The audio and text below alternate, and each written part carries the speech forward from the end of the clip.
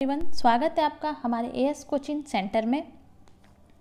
तो ये जितने भी क्वेश्चन अभी ऊपर दिख रहे हैं, ये क्वेश्चन इससे पहले वाले वीडियो में आप लोगों को ऑलरेडी टेलीग्राम पे क्वेश्चन भी शेयर कर दिए गए हैं और वीडियो भी शेयर कर दिए गए हैं। ये रिकॉल करने के लिए ये वाले वीडियो आपको वीडियो में फिर से ये सारे क्वेश्चन दिखा दिए जाते हैं, बट ये इसमें ज़्यादा टाइम नहीं लिया जाएगा। जल्दी जल्दी क्वेश्चन और आंसर पढ़ के हम आगे के नए क्वेश्चन को देखेंगे। तो वीडियो अच्छी लगी तो लाइक शेयर सब्सक्राइब ज़रूर कीजिएगा। चलिए आते हैं हम अपने पहले क्वेश्चन पे। ये सारे ही क्वेश्चन कल या परसों के हैं शायद, मैंने टेलीग्राम पे ऑलरेडी शेयर कर दिया है। और जो आज के नए क्वेश्चन है 25, उसे भी मैं टेलीग्राम पे शेयर कर दूंगी। और जो भी मेरे टेलीग्राम चैनल से जुड़ना चाहता है वो डिस्क्रिप्शन में दिए गए टेलीग्राम लिंक को ज्वाइन कर ले, वहाँ आपको मेरे सारे ही वीडियो मिल जाएंगे। तो चलिए आते हैं अपने पहले क्वेश्चन पे। तो किस काल में बालक अधिकांश बातें घर वालों के अनुकरण द्वारा सीखता है? तो शैशवावस्था में सीखता है। नेक्स्ट क्वेश्चन है कि तिरछी लकीरें निम्नलिखित में से किस बुनाई की विशेषता है? तो ट्रिल बुनाई की है। सामुदायिक सेवाएं इसका सबसे बड़ा साधन है। तो वास्तविक प्रत्यक्ष आय का। एलपीजी पर कौन सा चिन्ह अंकित होता है? तो आईएसआई चिन्ह अंकित होता है। गरीबी रेखा की गणना की जाती है। तो कुल पारिवारिक आय, ये क्वेश्चन के आंसर प्रति व्यक्ति आय भी हो सकता है और कुल पारिवारिक आय भी हो सकता है। इसके आंसर आयोग कभी प्रति व्यक्ति आय मानता है तो कभी कुल पारिवारिक आय मानता है। नेक्स्ट पे आते हैं कि सीमित साधनों द्वारा समुचित पोषण हेतु पूर्व से किया गया नियोजन को कहते हैं। तो सीमित साधनों द्वारा समुचित पोषण हेतु पूर्व से किया गया नियोजन आहार नियोजन कहलाता है। भय, क्रोध और प्यार बच्चे के लक्षण है तो संवेगात्मक लक्षण है। रजोधन जब मासिक धर्म बंद हो जाता है, बंद होने के लास्टिंग पे रहता है, तो उससे हम रजोधर्म कहते हैं। और जब वो स्टार्ट होता है तो उससे हम मेनार्की कहते हैं। तो रजोधर्म स्त्रियों में सामान्यतः कब समाप्त होता है? तो 45 से 50 के एज में। एंड मेनार्की कब शुरू होता है? तो 10 से 11 के एज में। नेक्स्ट क्वेश्चन देखते हैं कि एफपीओ मार्क वाले खाद्य पदार्थ होते हैं। तो जैम जेली एफपीओ वाले खाद्य पदार्थ होते हैं। नेक्स्ट क्वेश्चन है कि निम्न में से कौन गृह विज्ञान की शाखा नहीं है? तो डायटेटिक्स नहीं है। डाइटिशियन रहता तो हो सकता था, लेकिन डायटेटिक्स नहीं होगा। प्रसार, शिक्षा, वस्त्र विज्ञान एवं मानव विकास ये होंगे। और नेक्स्ट क्वेश्चन पे आते हैं, कार्बोहाइड्रेट का पाचन कहाँ पूर्ण होता है? तो छोटी आंत में। उसके बाद है गर्भावस्था की अवधि कितने दिनों की होती है? तो 280 दिनों की। मैंने 280 दिन याद करने के आपके बड़े ही अच्छे ट्रिक बताए थे इससे पहले वाले वीडियो में। एक बार फिर बता देती हूँ, जिसे 280 दिन याद नहीं होंगे वो कम से कम गर्भावस्था 9 महीने के होते हैं, ये सबको याद होंगे। तो इन 9 महीनों को अगर हम एक मंथ में 30 दिन होता है, तो अगर हम 9 महीनों को 3 से गुना करते हैं, 30 से गुना करते हैं, तो हमारे 270 दिन आ जाते हैं। और 270 में अगर हम 10 ऐड करते हैं तो हमारे इजीली 280 दिन आ जाएंगे। तो गर्भावस्था की अवधि कितने दिनों की होती है? तो 280 दिनों की। परिधान रेखा में रंग, आकृति, व्यवस्था, आकार, ध्येय, व्यक्तित्व तथा व्यक्ति की निजी शारीरिक विशेषताओं को कैसा होना अनिवार्य है? तो अनुरूपता होना अनिवार्य है। नेक्स्ट क्वेश्चन है कि जॉर्जेट शिफॉन तथा क्रेप की धुलाई करनी चाहिए। तो जॉर्जेट शिफॉन तथा क्रेप की धुलाई सूखी धुलाई करनी चाहिए। नेक्स्ट क्वेश्चन पे आते हैं, इनमें से कौन घरेलू कार्य पति और पत्नी द्वारा साझा किया जाना चाहिए? तो कपड़े धोना, खाना बनाना, बर्तन धोना, ये सारे ही कार्य दोनों के द्वारा साझा किया जाना चाहिए। चेक के प्रकार हैं तो वाहक चेक, आदेशक चेक, रेखण चेक, इनमें से सभी ये सारे ही चेक के प्रकार हैं। निम्नलिखित में से कौन सा पोषणहीनता से संबंधित रोग है? तो वो है एनीमिया। उसके बाद नेक्स्ट क्वेश्चन है कि परिवार के दैनिक आहार को कितने भागों में बांटा गया है? तो 4 भागों में बांटा गया है। रोगाणुओं, नेक्स्ट क्वेश्चन है कि रोगाणुओं के हमारे शरीर में प्रवेश करने और उस रोग के लक्षण के प्रकट होने के बीच की अवधि को क्या कहते हैं? तो उद्वन अवधि कहते हैं। और ये हमारे इससे पहले के वीडियो वाले लास्ट क्वेश्चन है कि निम्न में से कौन क्रियात्मक विकास नहीं है? तो बोलना। ये सारे ही क्वेश्चन मैंने ऑलरेडी एक वीडियो में डाल रखा है, इसे रिकॉल करने के लिए इस वीडियो में ऐड किया गया है। और ये सारे क्वेश्चन मैंने ऑलरेडी टेलीग्राम पे शेयर कर दिया है। आप चाहें तो वहाँ जाके इस क्वेश्चन का प्रैक्टिस कर सकते हैं। अगर आप वीडियो देखते हैं और वीडियो देखने के बाद क्वेश्चन को सॉल्व करते हैं तो कहीं ना कहीं ये आपके तैयारी में और भी ज़्यादा हेल्प करेगी। तो आप सबसे रिक्वेस्ट है कि वीडियो को कंप्लीट देखें, कंप्लीट देखने के बाद टेलीग्राम पे जाएं, वहाँ जाके क्वेश्चन को सॉल्व करने की कोशिश करें। अगर आपके क्वेश्चन कुछ ज़्यादा ही गलत होते हैं तो आप 2 या 3 बार वीडियो को देखें। ऐसे करने से आपको सारे ही क्वेश्चन याद हो जाएंगे।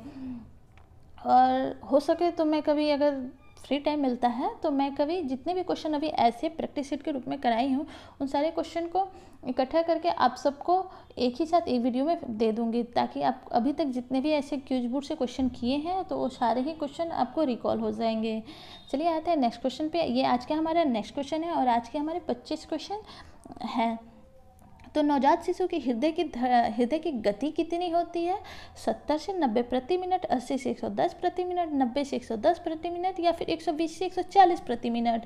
तो नवजात शिशु की हृदय की गति होती है लगभग 120 से 140 प्रति मिनट।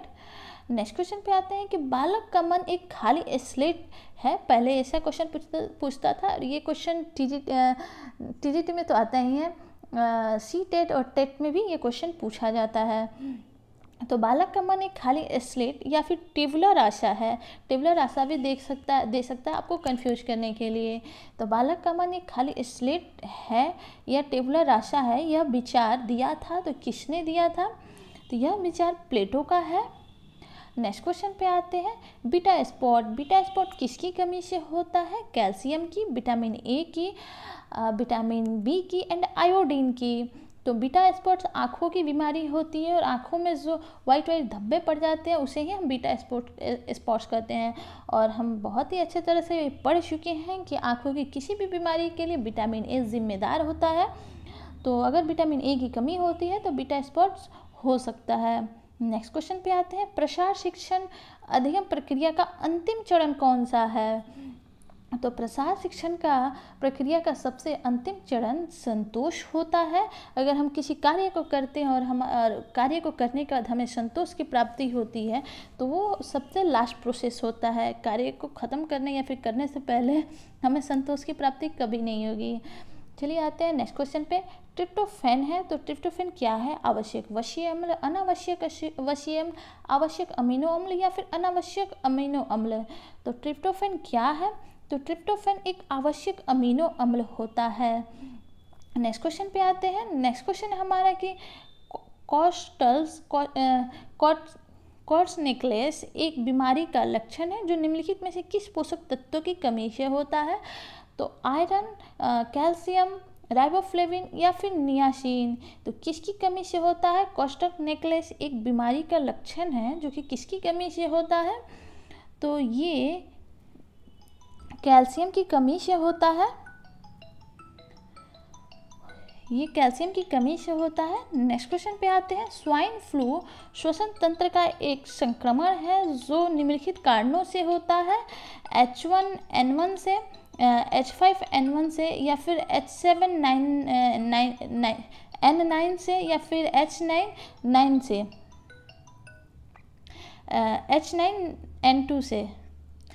तो स्वाइन फ्लू श्वसन तंत्र का एक संक्रमण है जो कि H1N1 से होता है, H1N1 की कमी से होता है। नेक्स्ट क्वेश्चन पे आते हैं। गर्भावस्था की अवधि कितने दिनों की होती है? ये क्वेश्चन मैंने इससे पहले भी कराया था, हालांकि ये क्वेश्चन बहुत ही ज़्यादा इंपॉर्टेंट है। अगर किसी को भी गर्भावस्था की अवधि याद नहीं हो रही है तो उन्हें सिंपली याद करना है। गर्भावस्था का काल लगभग 9 महीने तक चलता है। 9 महीने और 1 महीने में लगभग 30 दिन होते हैं। ये दोनों बातें सबको याद रहेंगी। 9 को 30 से अगर हम गुना करते हैं तो हमें 270 दिन मिल जाता है और 270 में सिंपली हम 10 को ऐड कर देंगे तो हमारा 280 दिन हो जाएगा। तो इसका आंसर हो जाएगा 280 दिन। नेक्स्ट क्वेश्चन पे आते हैं। डिजाइन के बुनियादी सिद्धांतों में से एक है, कौन सा है? रंग, रेखा, संतुलन या फिर आकार। तो डिजाइन के बुनियादी सिद्धांतों में से कौन सा एक है? तो डिजाइन के बुनियादी सिद्धांतों में से कौन सा एक है? रंग है, रेखा है, आकार है, क्या होगा? संतुलन है, संतुलन होगा। डिजाइन के बुनियादी सिद्धांतों में से संतुलन एक है। नेक्स्ट क्वेश्चन पे आते हैं। शरीर में मुख्य अंतःस्रावी ग्रंथियों की संख्या कितनी होती है? 6, 7, 8 या फिर 10। तो शरीर में मुख्य अंतःस्रावी ग्रंथियों की संख्या 8 होती है। नेक्स्ट क्वेश्चन पे आते हैं, इनमें से कौन पुरुष प्रजनन तंत्र का भाग नहीं है? तो शुक्राशय, वृषय या फिर प्रोस्टेट ग्रंथि या फिर अंडाशय। तो अंडाशय पुरुष प्रजनन तंत्र का भाग नहीं होता है। नेक्स्ट क्वेश्चन पे आते हैं कि इनमें से किस हार्मोन के कम स्राव से पुरुष में पुरुषत्व की कमी हो जाती है? तो एस्ट्रोजन, प्रोजेस्टेरोन या फिर एंड्रोजन किसकी कमी से होता है? तो वो होता है एंड्रोजन की कमी से। नेक्स्ट क्वेश्चन है कि रजोधर्म, मासिक धर्म स्त्रियों में सामान्यतः कब समाप्त हो जाती है? तो ये मैंने इससे पहले इस क्वेश्चन को एक्सप्लेन कर दिया है। तो ये 45 से 50 वर्ष के एज में ये समाप्त हो जाती है। नेक्स्ट क्वेश्चन है कि स्वच्छ भारत अभियान भारत सरकार द्वारा किस तिथि को आरंभ किया गया था? तो 2 अक्टूबर तो हर एक में दिया है, तो ये सिंपली आप समझ गए होंगे कि 2 अक्टूबर, लेकिन ईयर पूछ रहा है तो ईयर कौन सा हो जाएगा? तो 2 अक्टूबर सन 2014 को स्वच्छ भारत अभियान भारत सरकार द्वारा आरंभ किया गया था। नेक्स्ट क्वेश्चन है कि मसालों का बगीचा किसे कहा जाता है? असम को, केरला को, महाराष्ट्र को, पश्चिम बंगाल को। तो मसालों का बगीचा केरला को कहते हैं। नेक्स्ट क्वेश्चन है कि एम्नियोसेंटिटिस से किसका परीक्षण किया जाता है? लिंग संलग्न रोगों के लिए, भ्रूण में लिंग परीक्षण के लिए, मधुमेह की पहचान हेतु या फिर एड्स रोग का परीक्षण के लिए। तो एम्नियोसेंटिटिस से भ्रूण में लिंग परीक्षण के लिए इसका प्रयोग किया जाता है। नेक्स्ट क्वेश्चन है कि निम्नलिखित में से किस सब्जी में सर्वाधिक लोहा पाया जाता है? पाया सब में जाता है, लेकिन आपसे पूछा जा रहा है कि निम्न में से किस में सर्वाधिक आयरन पाया जाता है? Sorry by mistake. तो वो सर्वाधिक आयरन मेथी में पाया जाता है। इन सब में पाया जाता है, लेकिन सबसे ज़्यादा मेथी में पाया जाता है। तो किस फसल के लिए काली मिट्टी की सर्वाधिक अनुकूल किस फसल के लिए काली मिट्टी सर्वाधिक अनुकूल होती है? तो कपास, चना, बाजरा या फिर जौ। तो कपास के लिए काली मिट्टी का सर्वाधिक अनुकूल मिट्टी होती है। नेक्स्ट क्वेश्चन पे आते हैं, उपनयन समारोह से तात्पर्य है। तो क्या तात्पर्य है? बच्चों को एक औपचारिक नाम दिया जाता है, बच्चों को सूर्य और चंद्र के औपचारिक दर्शन कराए जाते हैं, या फिर बच्चों को पवित्र जनेऊ धारण कराया जाता है, या फिर बच्चों का विवाह किया जाता है। तो उपनयन समारोह के अंतर्गत बच्चों को पवित्र जनेऊ धारण कराया जाता है। नेक्स्ट क्वेश्चन पे आते हैं कि जैम जेली में आहार संरक्षण की किस विधि का प्रयोग किया जाता है? तो ताप द्वारा, प्रशीतन द्वारा, निर्जलीकरण द्वारा या फिर रासायनिक विधियों द्वारा। तो जैम जेली बनाने में आहार संरक्षण की रासायनिक विधियों का प्रयोग किया जाता है। गर्भावस्था में रक्त में किस तत्व की कमी हो जाती है? थायमीन, कैल्शियम, मिथ्योनिन या फिर कैलोरी। तो गर्भावस्था में कैल्शियम की सर्वाधिक कमी होती है। लार में रहता है, तो लार में क्या रहता है? कार्बोहाइड्रेट, प्रोटीन, टाइलिन या फिर इनमें से कोई नहीं। तो लार में टाइलिन नामक एंजाइम होता है, जिसके कारण भोजन का पाचन हमारे मुख से ही आरंभ हो जाता है। नेक्स्ट क्वेश्चन है हमारा कि धात्विक अवस्था में किसकी अतिरिक्त कैलोरी की आवश्यकता होती है? तो धात्विक अवस्था में कितनी अतिरिक्त कैलोरी की आवश्यकता होती है? जितना हम ले रहे हैं उतना तो हमें चाहिए ही, लेकिन उसके अलावा कितने की? तो 700 की। नेक्स्ट क्वेश्चन है कि पाचन और शोषण एवं चयापचय में जल किस स्रोत में मदद करता है? लार ग्रंथियों से निकला जल, जो कि टाइलिन होता है, टाइलिन नामक एंजाइम के रूप में। ऊपर से पिया गया जल, जिसका pH मान 7 होता है और वो उदासीन होता है, या फिर भोज्य पदार्थों से निकला हुआ जल। तो ये सारे ही पाचन और शोषण एवं चयापचय में मदद करते हैं। नेक्स्ट क्वेश्चन है और लास्ट क्वेश्चन है हमारे वीडियो का कि कार्बोहाइड्रेट का प्रत्येक ग्राम देता है। तो कार्बोहाइड्रेट का प्रत्येक ग्राम 4 किलो कैलोरी ऊर्जा देता है। कार्बोहाइड्रेट और प्रोटीन से हमें 4 किलो कैलोरी ऊर्जा मिलता है, लेकिन वसा से हमें 9 किलो कैलोरी ऊर्जा मिलता है। तो ये थे आज के हमारे लास्ट क्वेश्चन। वीडियो आपको कैसी लगी? अच्छी लगी तो लाइक, शेयर, सब्सक्राइब ज़रूर कीजिएगा। तो मिलते हैं नेक्स्ट वीडियो में। Thanks for watching.